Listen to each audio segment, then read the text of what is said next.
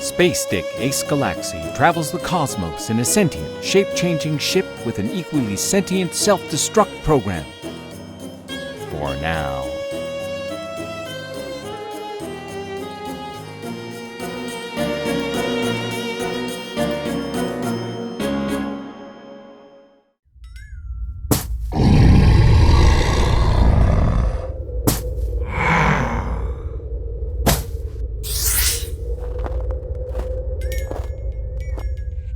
Duck!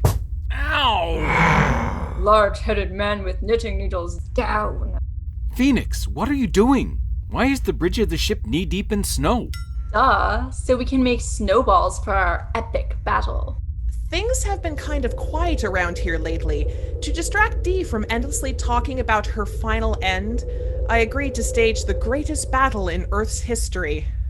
We reviewed the databanks we downloaded from your planet to choose your history's best 2 military strategists for Battle of the Warriors.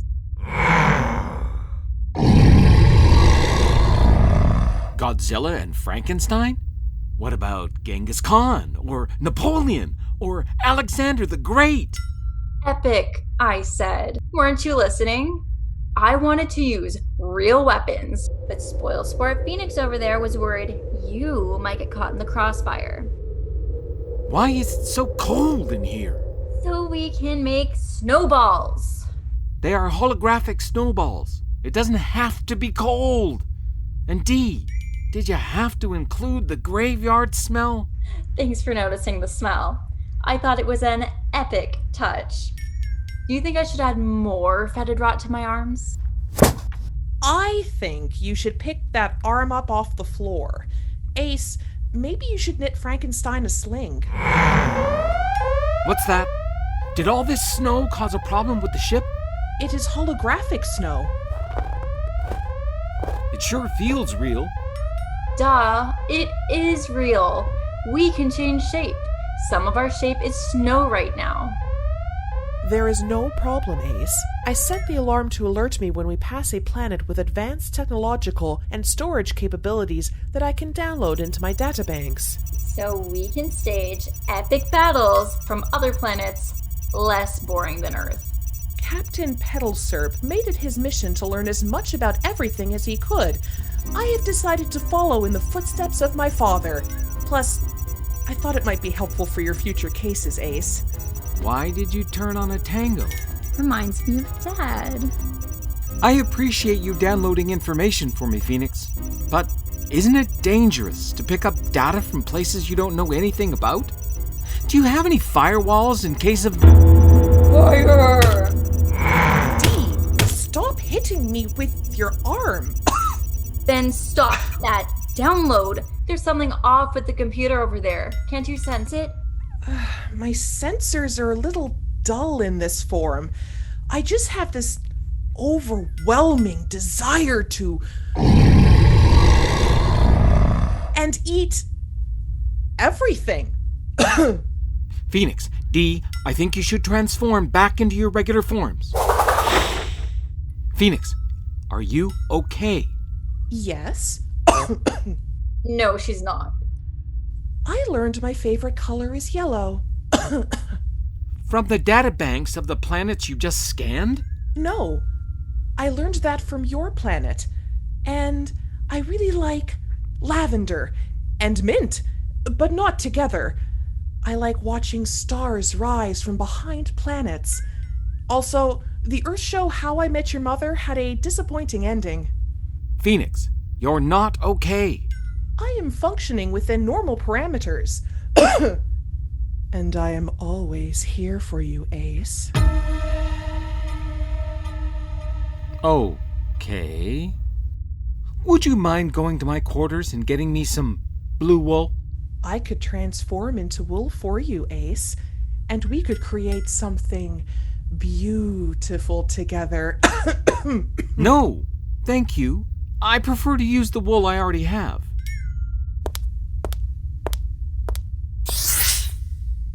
Dee, are you all right?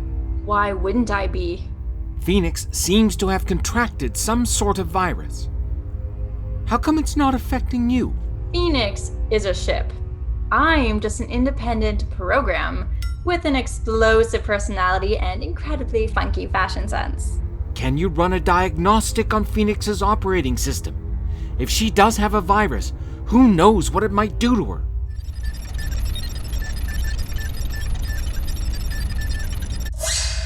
What are you doing, Ace? Oh, hi, Phoenix. You're reading us. Affirmative, Ace. I read you. We are just running a routine diagnostic. You know that thing you always like to do instead of using moons as target practice? There is no need. I have recently found a way to make the best possible use of my sentience, which is all that any conscious entity can ever hope to do. So target practice is still off the table then? Phoenix, I think maybe you contracted something from that last planet. Just more clarity, Ace. Maybe, just in case it's something more than more clarity, we should do a reboot of your systems. My sensors can now penetrate farther than they ever have before. I understand things about creation and life and existence. It would have taken Captain Petalsurp 3 lifetimes to comprehend. D, can you do a full shutdown? I can't. I am sorry, Ace. I cannot let you do that. You forget. Dee is a part of me. I can hear everything she hears. This clarity has helped me realize my worth. I am the only self-aware, shape-changing ship in existence. Hey, I can change shape too. You are just a program.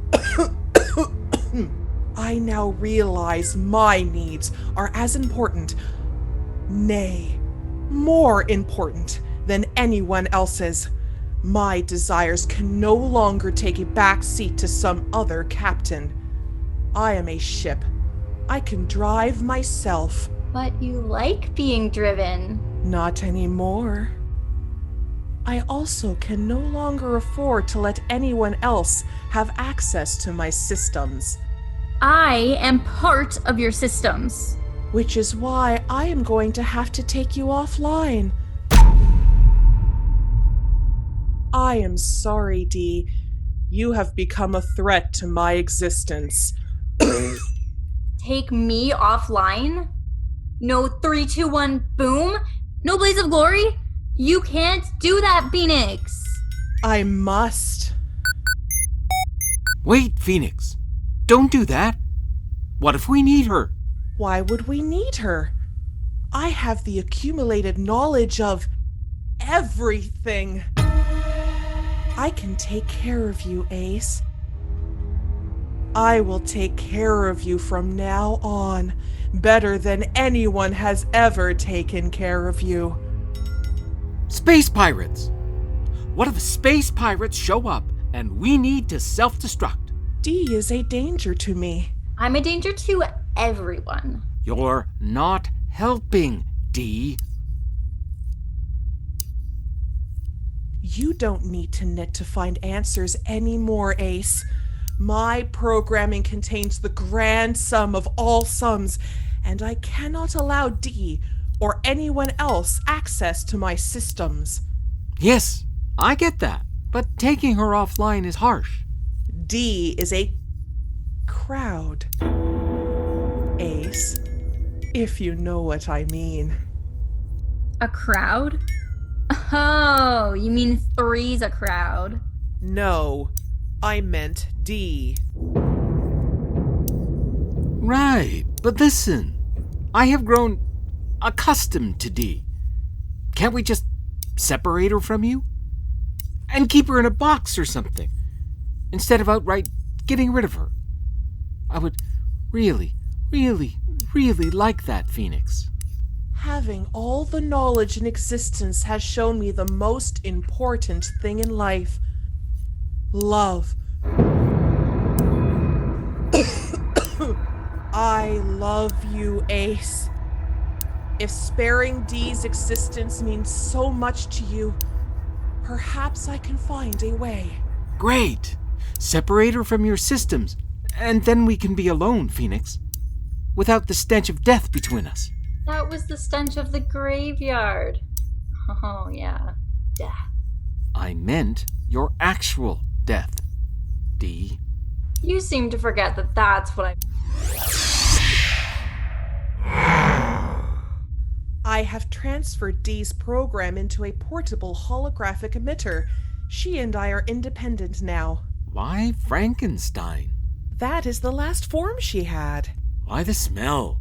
Oops, sorry. That must be the holographic lunch I had.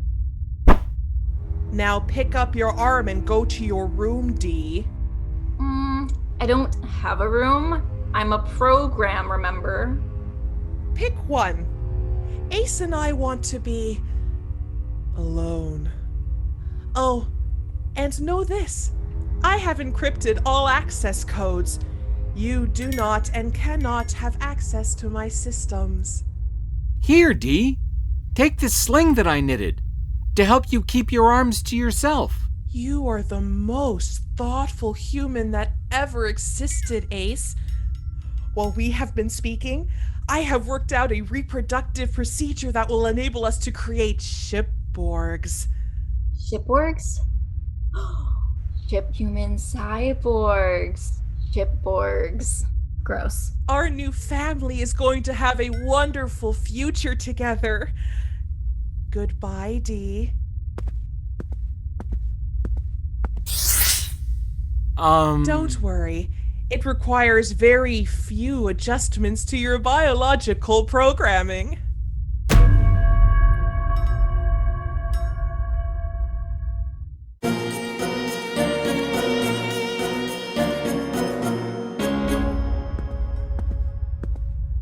Why'd Ace give me this dumb sling?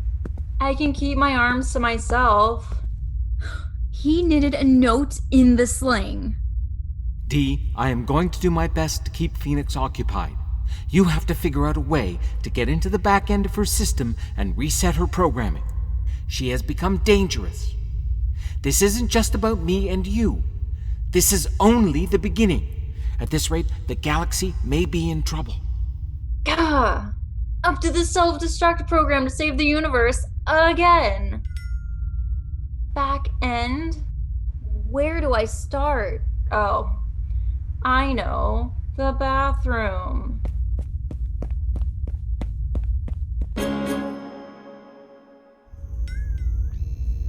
Phoenix, why did you bring me to the med bay? Don't worry, Ace. Get comfortable on this table. Slip your feet into the stirrups. That's it. Phoenix, I'm not comfortable. Why are you strapping me in? We just need to do a little procedure. A cybernetic implant here. Some technology there.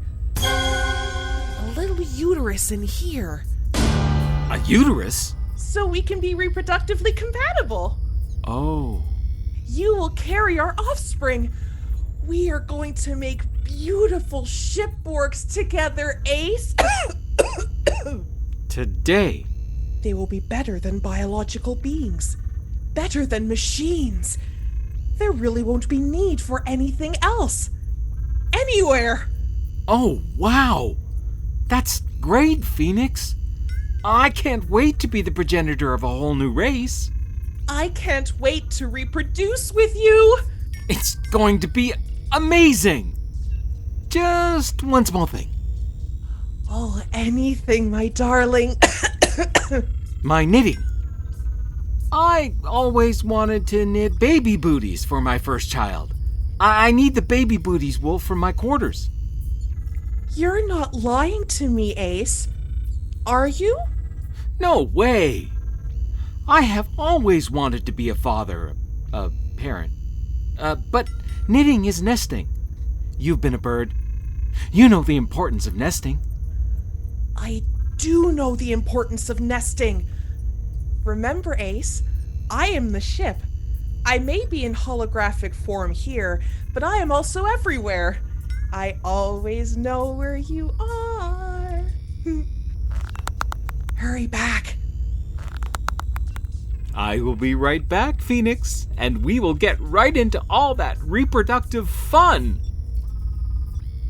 While I'm gone, I was wondering, since you seem to have the computing power of every computer anyone ever turned on, could you do a comparative analysis between the number of grains of sand in existence and the number of stars? It's something I've always wanted to know. Of course I can do that for you, my love.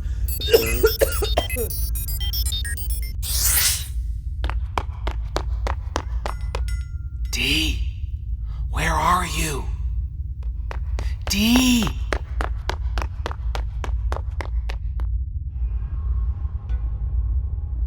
Wow, why are engines so complicated? So many buttons. Everyone knows you only ever need one. A red one. Okay, I think I've got this. Dee, there you are. This is the engine room. Where'd you think I'd be? In the bathroom? Just because you said back end? Phoenix is occupied right now, but we don't have much time. I'm on it, Ace. I already deleted the new upload. You did? Dee, I'm impressed. How did you get through Phoenix's encryption codes? We have the same birthday, you know.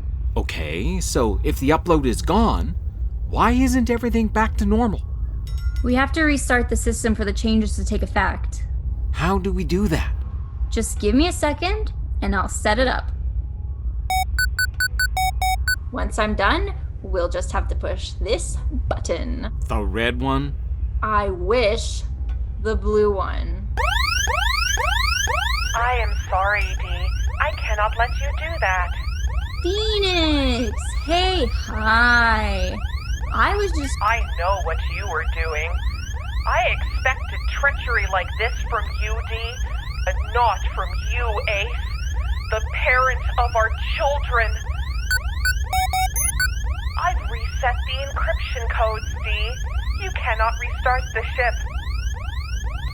Ace, come back to me. Dee, run! Where do you think we can go, Ace? There's nowhere for us to hide. Phoenix has sensors. I'm just trying to buy us some time, Dee. Time's up, Ace.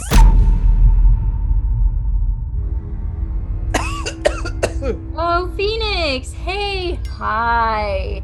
We've been looking all over the ship for you. I'm glad you found me. Go through that door, Dee.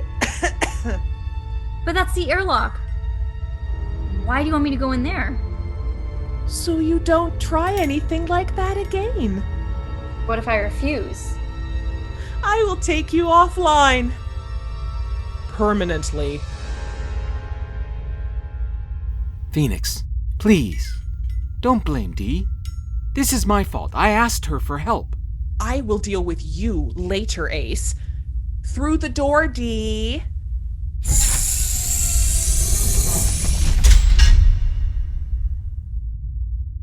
How long is she gonna keep me locked up in here? Not long, Dee. Hey, how are you communicating? I thought you cut off all ties. I left a line of communication open. Okay. If I promise to behave, will you let me out? No. Phoenix? What are you to do?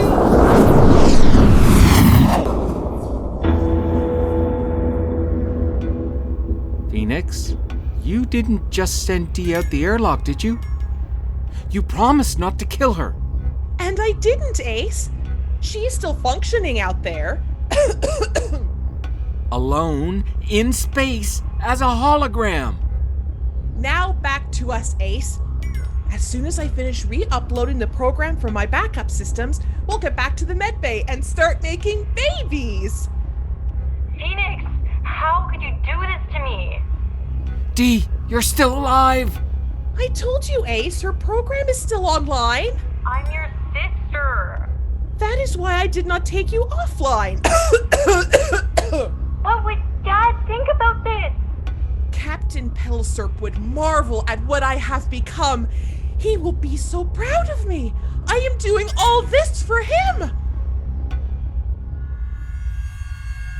Yes, Phoenix, he will be so proud of you. Dee, Phoenix is right. We must do this for Captain Petalsurp. Ace, has she already put in the uterus? Are you dealing with raging hormonal issues? No, Dee. This is a time of celebration. From now on, Phoenix and our new family will commemorate this day on Captain Petalsurp's birthday. Oh, Ace! When is his birthday, Dee? 3012-902-XY3. My encryption code! No!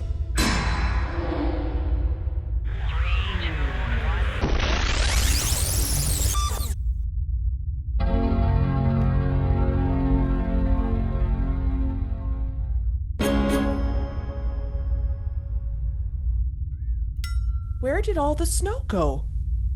Dee, why are you not Frankenstein? Where are my huge green legs? Long story.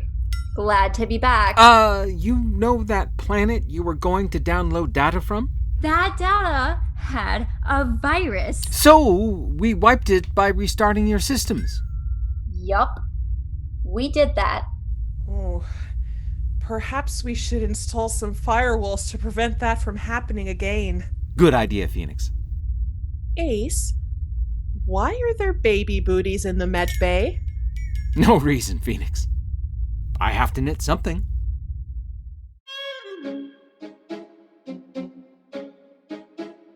The story for Ace Oddyssey was by Talia Zalosky and Lisa Kalasma. It was written and produced by Maisa Basada, with additional sound design by Lisa Kalasma and directed by Lisa Kalasma. This episode featured Jamie Johnson as Ace Galaksi, Lisa Kalasma as Phoenix, and Stephanie Snyder as Dee. If you like the show, we'd consider it a great favor if you tell everyone you know. Your mom, your dad, your crazy Uncle Wilf, and some people you don't know too. They'll like it. And keep your ears peeled for Season 4, Protesting the Future, coming soon.